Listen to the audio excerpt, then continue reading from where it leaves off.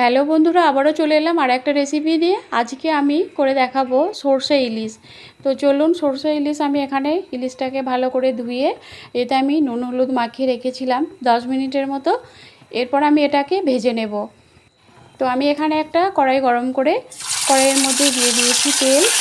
তেলটা গরম হয়ে গেছে, এর মধ্যে আমি মাছের পিসগুলোকে ভেজে নেব। তো দেখুন, এইভাবে খুব বেশি কড়া করে ভাজবো না, কারণ এগুলো রান্না করব, তো বেশি ভাজলে এগুলো ভালো লাগবে না। তো এরপর আমি মাছগুলোকে ভেজে তুলে নিয়েছি।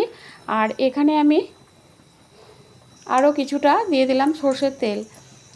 তো প্রথমে সর্ষের তেলটা দিয়ে রান্না করতাম, কিন্তু ভুলে গিয়েছিলাম দিতে বন্ধুরা। তো এরপর আমি এখানে দিয়ে দিলাম সর্ষের তেল। আর ইলিশ মাছের সর্ষের তেল দিয়ে রান্না করলে এর টেস্টটা আরও দ্বিগুণ বেড়ে যাবে। তো এরপর আমি তেলটাকে বেশ একটু গরম করে নিয়ে এর মধ্যে দিয়ে দিলাম দুটো পেঁয়াজ বাটা। তো পেঁয়াজ বাটাটা আমি তেলের মধ্যে দিয়ে খুব ভালো করে পেঁয়াজটাকে ভেজে নেব, যাতে পেঁয়াজের কাঁচা গন্ধটা না থাকে। তো দেখুন, এটা আমার ভাজা হয়ে গেছে। এরপর আমি এখানে দিয়ে দেব সর্ষে। সর্ষেটা আমি এখানে পেস্ট করে নিয়েছি, এতে আমি দিয়ে দিলাম 3 চামচের মতো সর্ষে বাটা। সর্ষেটাকে আমি নুন দিয়ে আর একটা কাঁচা লঙ্কা দিয়ে এটাকে আমি মিক্সিতে পেস্ট করে রেখেছি, তো এটা আমি দিয়ে দিলাম। তো সর্ষে আর পেঁয়াজ বাটাটা আমি খুব ভালো করে ভেজে নেব, যাতে গন্ধটা না থাকে।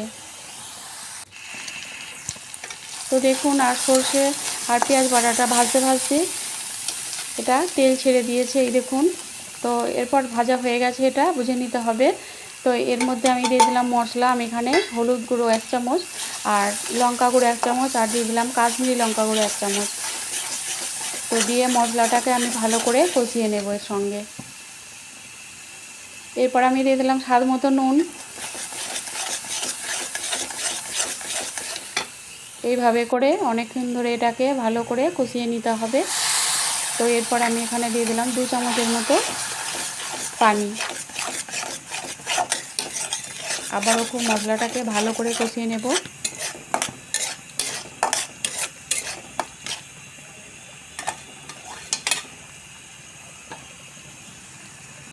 তো দেখুন, মশলাটা আমার কষানো হয়ে গেছে, এর মধ্যে তেল ছেড়ে দিয়েছে। তো এরপর আমি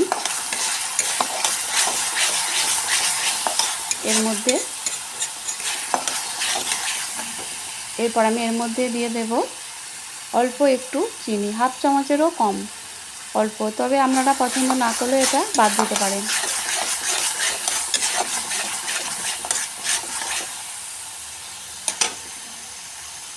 তো এটা আমার খুব ভালো করে কষানো হয়ে গেছে। এরপর আমি এখানে দিয়ে দিলাম পানি। আমি এখানে পরিমাণ মতো পানি দিয়ে দিলাম। তো এটা আপনারা যতটা গ্রেভি রাখবেন সেই অনুযায়ী এটা পানি দেবেন। তো এটা খুব বেশি ঝোল হবে না।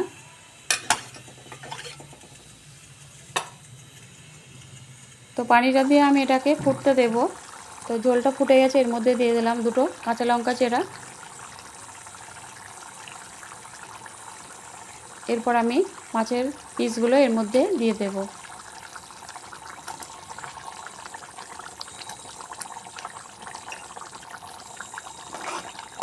মাছের পিসগুলোর মধ্যে দিয়ে একটু নেড়ে চেড়ে এই ঝোলটার সঙ্গে মিশিয়ে নেব, দিয়ে এটাকে আমি আবারও ফুটতে দেব।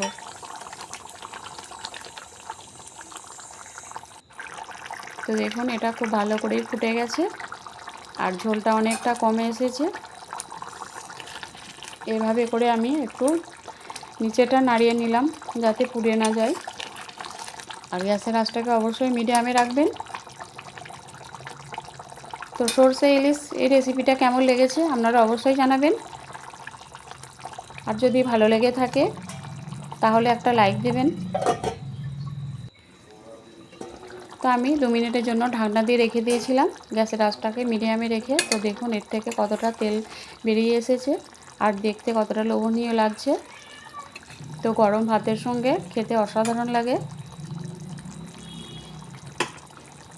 তো এটা আমার রান্না হয়ে গেছে, আমি গ্যাসের আঁচটাকে বন্ধ করে দিলাম। দেখুন, দেখতে কতটা লোভনীয় লাগছে। তো আর কি, ভালো থাকবেন, সুস্থ থাকবেন।